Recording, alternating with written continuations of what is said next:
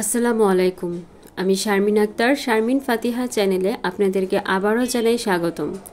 কাছে এবং দূরে যে যেখানে আছেন আশা করি সবাই ভালো আছেন। আল্লাহর রহমতে আমরাও ভালো আছি।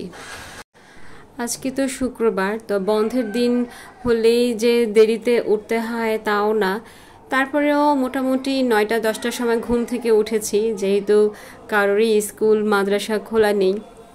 তা হাতে যতটুকু কাজ ছিল ওইগুলো করে ফেললাম। খুব বেশি যে কাজ আছে তাও না, শুধু ঘরটা ঝাড়ু দিয়েছি আর রায়ানের বোতলগুলো একটু পরিষ্কার করে নিলাম। আমি আজকে যে রান্নাটা দেখাচ্ছি এটা হচ্ছে বৃহস্পতিবারের রান্না। আমি আজকে শুক্রবারের রান্নাটা আসলে ভিডিও করিনি, কেননা বিরিয়ানি রান্না করেছি। তো গত শুক্রবারেও বিরিয়ানি রান্না করেছি, ওটা দেখিয়েছি, এজন্য আজকেরটা আর দেখালাম না। তো এই রান্নাটা হচ্ছে বোয়াল মাছ ভুনা করব, আর খুব সিম্পলভাবে আমি ভুনা করেছি, যদিও বাটতে একটু কষ্ট হয় আমাদের এই পাটায়, তারপরে বেটে নিয়েছি। আপনারা যারা আমার ভিডিও দেখছেন, ভিডিওর কোনো অংশ যদি আপনাদের ভালো লেগে যায় তাহলে প্লিজ লাইক দিয়ে দিবেন এবং চ্যানেলটি সাবস্ক্রাইব করে পাশে থাকবেন। আর অলরেডি যারা করে দিয়েছেন তাদেরকে অসংখ্য ধন্যবাদ। তো আমার বাটা প্রায় শেষ। আমি এখানে পেঁয়াজ আর রসুন জিরা একসাথে বেটে রেখেছি। পেঁয়াজটা খুব বেশি মিহিন করি নাই, কেননা এই পাটাতে বাটতে অনেক কষ্ট হয়। আমি এই পেঁয়াজটা কষায় ফেলবো আর সামান্য পরিমাণ তেল দিয়েছি।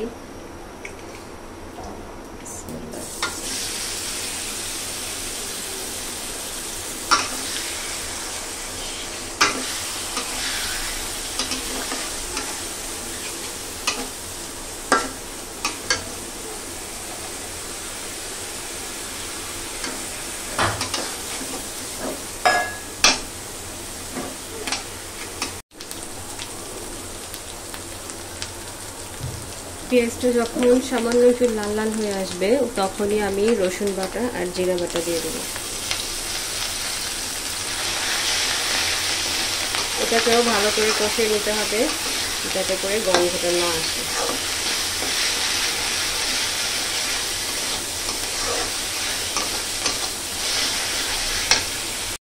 মশলাগুলোকে খুব ভালোভাবে কষিয়ে নিয়েছি, লাল লাল হয়ে গিয়েছে। আর এইখানে হলুদের গুঁড়া মরিচের গুঁড়া ভিজিয়ে রেখেছিলাম, ওইটাই দিয়ে দিয়েছি যাতে করে মাংসের একটা ঘ্রাণ আসে। আপনারা দেখলেই বুঝতে পারবেন যে কষানোর কালারটা কত সুন্দর হয়েছে, একদম মাংসের মশলার মতো কষানো হয়েছে। এখানে শুধু মাছের বদলে যদি গোশত দেওয়া হতো তাহলেই কিন্তু গোশের মজাটা চলে আসতো, কিন্তু আমি যেহেতু মাছ রান্না করছি তো মাছটাও অনেক মজা হবে যেটা আশা করছি। আর আমাদের সপ্তাহে একদম 6 দিনই মাছ খাওয়া হয়, যার কারণে অনেক মাছ কিনা লাগে। তো ফাতিহার বাবাকে এবার বলেছি যে 6 দিন মাছ খাওয়া যাবে না, প্রচুর হিসাব করে চলা লাগবে। হিসাব তো করে চলি, তারপরেও হিমশিম খেতে হচ্ছে। তো একদিন 2 দিন ডিম রান্না করব বলছি, আর একদিন সবজি বা ডাউল শুধু রান্না করব। তো ফাতিহার বাবা এগুলো শুনে হাসতেছে যে আরও কি হিসাব করে চলা লাগবে কিনা।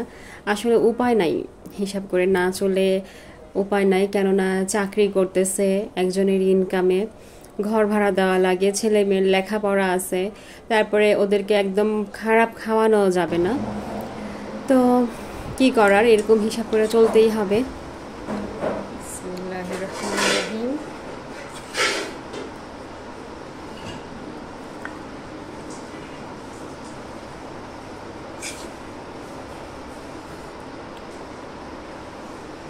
ভুনা কিন্তু খেতে মজা লাগে, কিন্তু আমাদের স্বাস্থ্যের জন্য অনেক ক্ষতিকর ভুনাটা।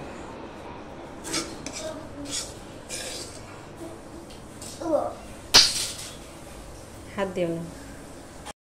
তো গতকালকে আব্বাও আসছিল, আর আব্বার জন্য সবচেয়ে বড় যেই চাকাটা ওইটা রেখে দিয়েছিলাম। আব্বা খাইছে। তো আব্বা আম্মাকে খাওয়াইতে পারলে আসলে অনেক ভালো লাগে। তো আজকে এই পর্যন্তই। আল্লাহ হাফিজ, আসসালামু আলাইকুম।